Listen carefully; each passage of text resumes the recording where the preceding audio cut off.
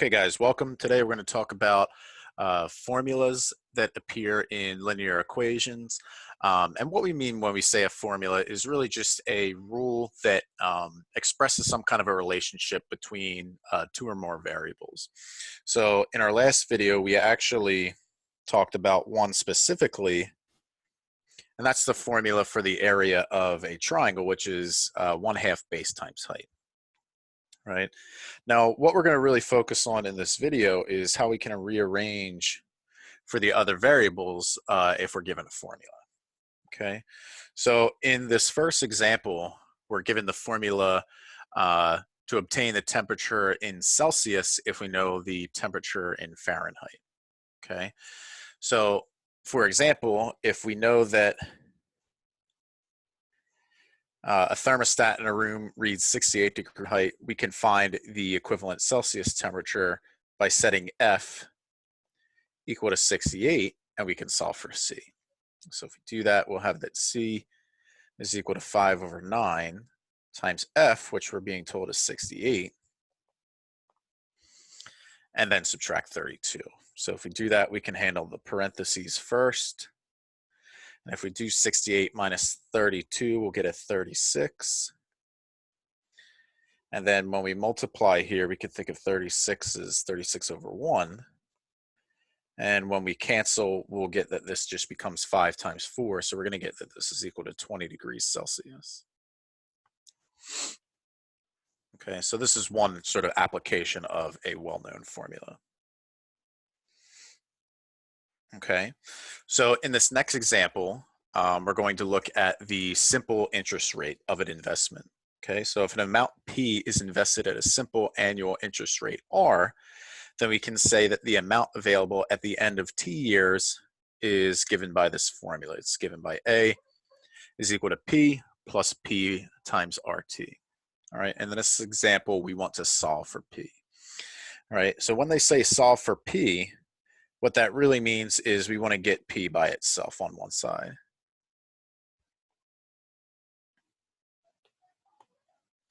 Okay, get P by itself on one side.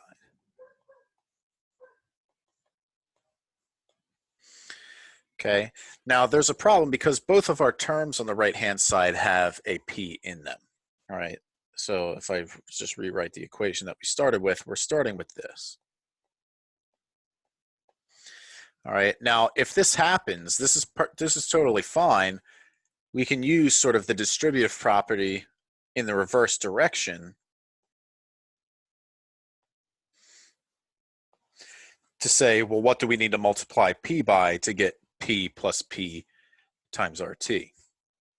Well, if I want to multiply P by something and get P, the only way I can do that is to multiply it by 1. And if I want to multiply P by something and get PRT, I would need to multiply by RT. So now I want to get P by itself, so I just need to divide by this expression in the parentheses on both sides. So on the right side, that cancels and I'm just left with P. And on the left, we get A over 1 plus RT. All right, so now we have solved the equation for P, which is in this case the initial investment. So this might be something that you would want to do if you wanted to figure out, well, how much would you need to deposit in the beginning in order to end up with a certain amount at the end. Okay, let's look at another example. So in example 3, we want to solve for A. In the equation, C is equal to 1 over A plus 1 over B. Okay, so of course we want to get A by itself on one side. And you might notice that since we have fractions, we can multiply both sides of the equation by the LCD. Well, in this equation, the LCD is A times B. So we're going to multiply both sides by AB. That way we can get rid of our fractions. So on the left side, we have ABC. And on the right side, in the first term, the A's will cancel and we'll just be left with B. And in the second term, The B's will cancel and we'll just be left with A. So now, sort of similar to the last example, we want to get all of our B terms on one side. Sorry, all of our A terms on one side. So let's subtract this A over. So let me get ABC minus A is equal to B. Now, since we're solving for A, that's what I want to sort of pull out in my reverse distributive property here. Right, so what do I need to multiply A by to get ABC? Well, I need a BC. What do I need to multiply A by to get minus A? I need a minus 1. So now we just need to divide both sides by BC minus 1. And if I do that, I get that A is equal to B over BC minus 1. Okay, so that's solving this equation for the variable A.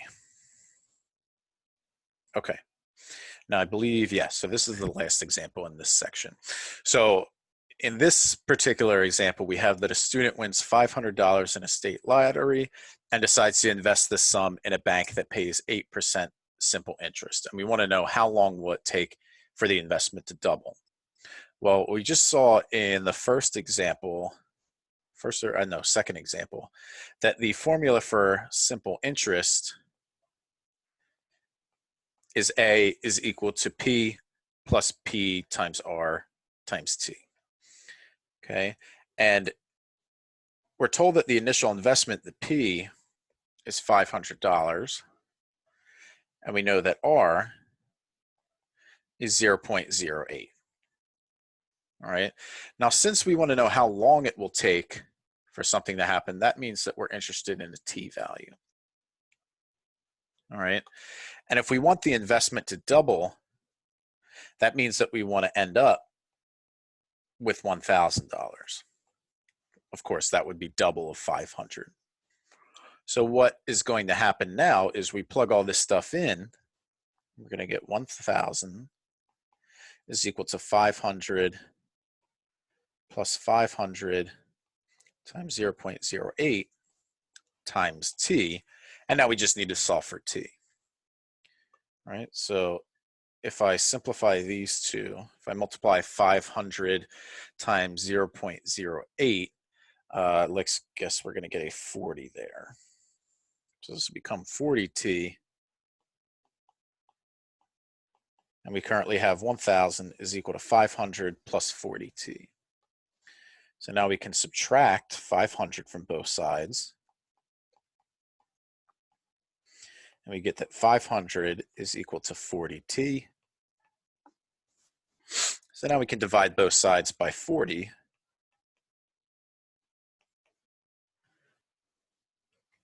And on the right side, we get T, which is good. That's what we're after. And on the left side, it looks like we're going to get a 12.5. So it would take, with an 8% interest rate, about 12.5 years for this investment to double.